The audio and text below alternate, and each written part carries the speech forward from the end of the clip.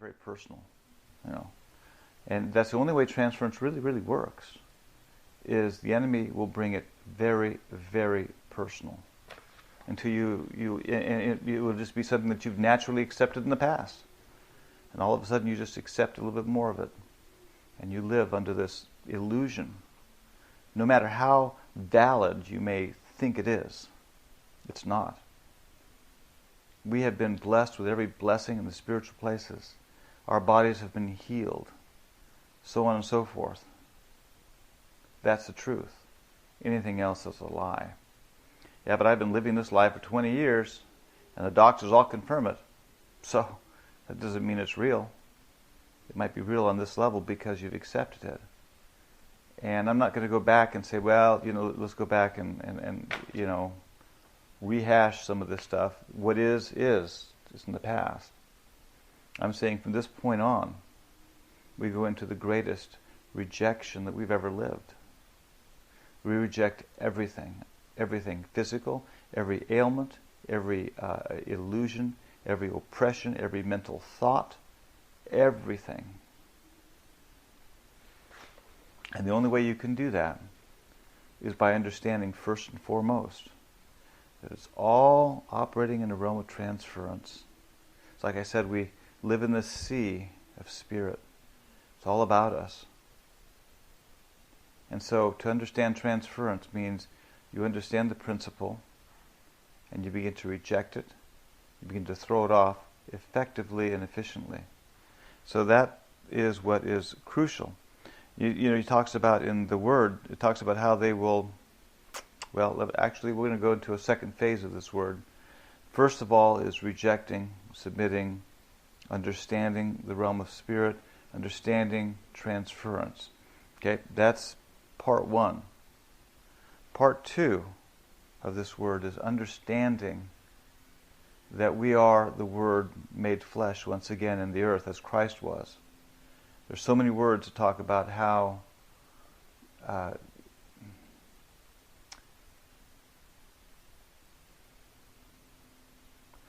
so much in the New Testament talks about the Word made flesh, talks about Christ in you, talks about the Word coming out of your mouth. So much of it tied into the truth that the indwelling of the Godhead, the indwelling of Christ in us, is the indwelling of His Word. And to a great degree, we've still separated ourselves from His Word, from His presence. And it cannot be separated any longer. I know that in the book of Revelation, it talks about how they will overcome. How do they overcome? By His blood and by the word of their testimony.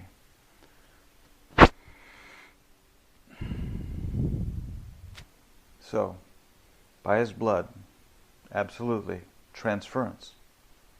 All that Christ did, transferred upon us, His blood.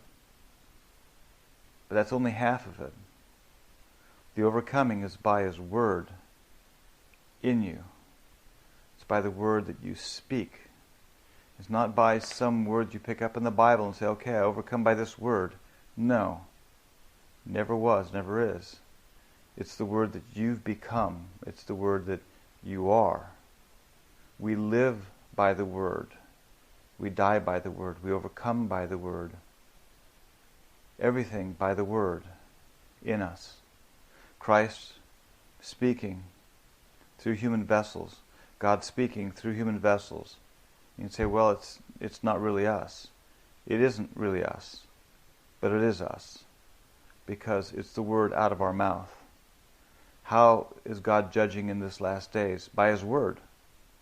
Not by some printed word just laying around in the Bible bookstore. That's not going to do anything. But it's by the word within you. It's the word you've become. And it's the word you speak. Because constantly the deep work of the purging of the cross has been separating out the precious from the vile in your life, to where you no longer are speaking bitter and sweet, as Peter said, I believe, but you begin to speak only His word. And that's where the sons of God are. They may not be completely perfected in the process, but they don't have to be. But they need to recognize that Christ in them means one thing. They too have become the Word made flesh. They too will war by the Word. They will overcome by the Word. It's a twofold process. Our overcoming by His blood, by the spiritual transference. And that, because we see it on a deeper level. We can't take anything at face value and say, okay, well, yeah, that scripture is true for me. It's not true unless you experience it, unless you see it. Not the power of it. Maybe a little bit, but not the real power. You have to see the transference. You have to understand that He's transferred His righteousness. It's by His blood that you're perfected. And when you see it, you clothe yourself in it. You drink it in, His blood. That experience must go deeper. No matter how much you've seen it, how much I've seen it, it goes deeper. It goes deeper when we see the transference of what Christ did. And I'm sorry, I don't want this word to go to your minds. I don't want it to go to my mind. It's got to go to our spirit, because there's that element that just says, oh yeah, I've been there, Edward. I know what you're talking about. And, there are some that come around the sons of God's sight, and I just say, oh God, you need to do something for these people, because they think they already know it all, and they don't, and they're as blind as a bat.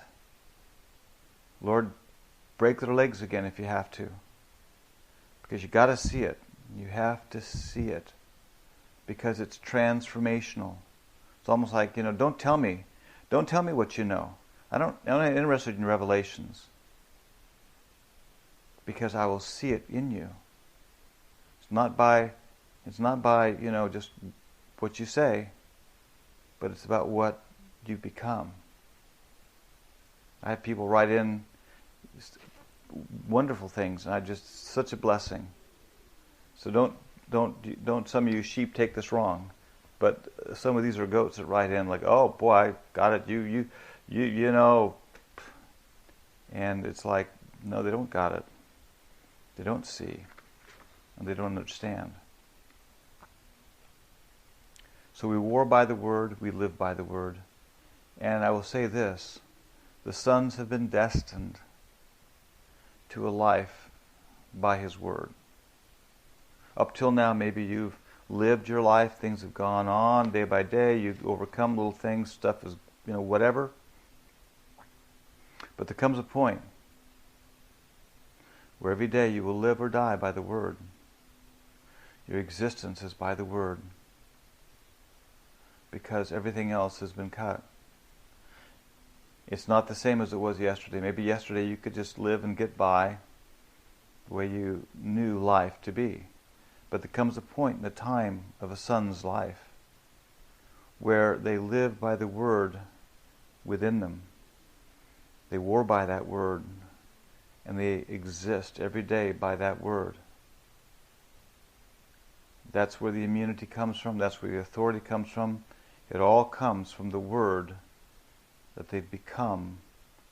But it cannot just be in theory, and it cannot just be embedded within. It has to be spoken.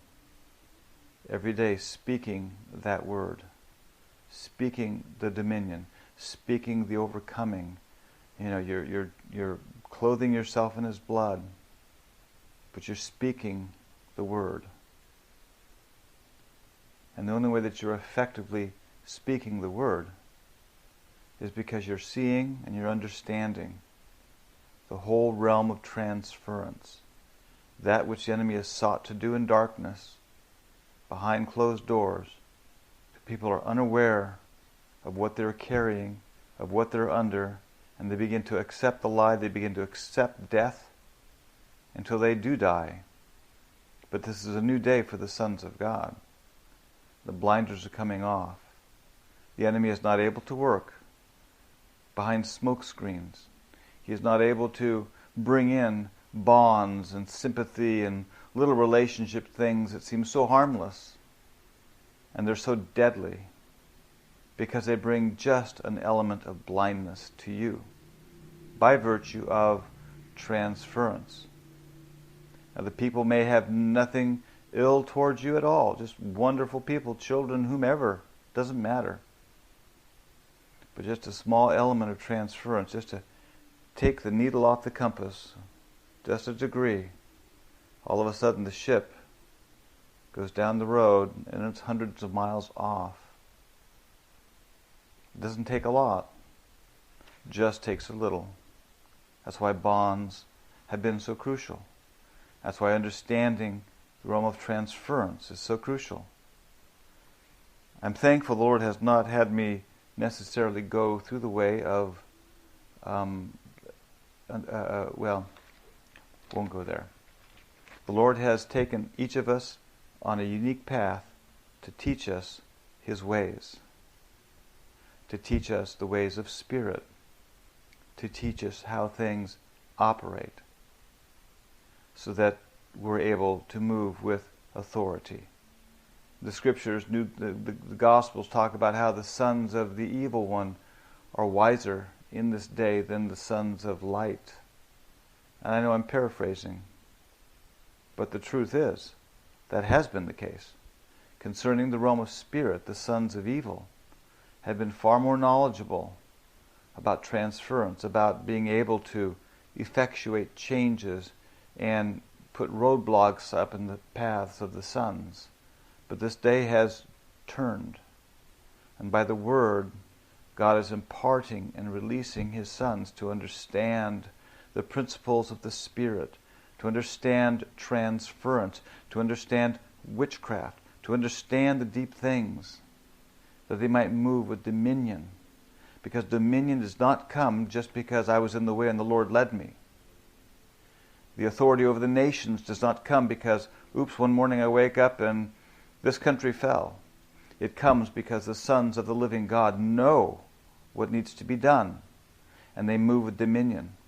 They are not subject to transference, but they themselves begin to boomerang it back on the head of the enemy. That which the enemy has sent out to destroy has in turn returned back to destroy the enemy. The snake's head's being cut off. All because the sons understand. They overcome by His blood and by the word of their testimony, by the word of Christ in them. They understand the spirit world and they submit to Christ, but they reject on a level unprecedented until now. Because we go into the greatest level of rejecting everything except absolute transformation and sonship. Anything else doesn't line up, we reject it.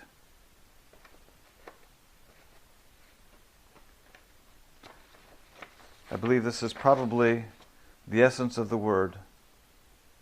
Isaiah 26:12 I was reading this morning. It talks about how God has wrought all His works within us. That's more of a literal. Different versions water that down tremendously. But basically, all His works, all the works are wrought in us. The works are not outside of us. It's all in us. Everything is in us. There is no external. So I loose this word for you. I loose it for Anne and myself. That it goes much deeper. That we understand that the word must be experienced. To hear this word means you experience it. We embrace His word, we embrace His cross, we embrace His sword. I know the word is the sword. And I know that we are moving into a time of dominion, and that is why Satan has contested this word. But we have the victory, and this is a new day, and I bless each of you in Jesus' name.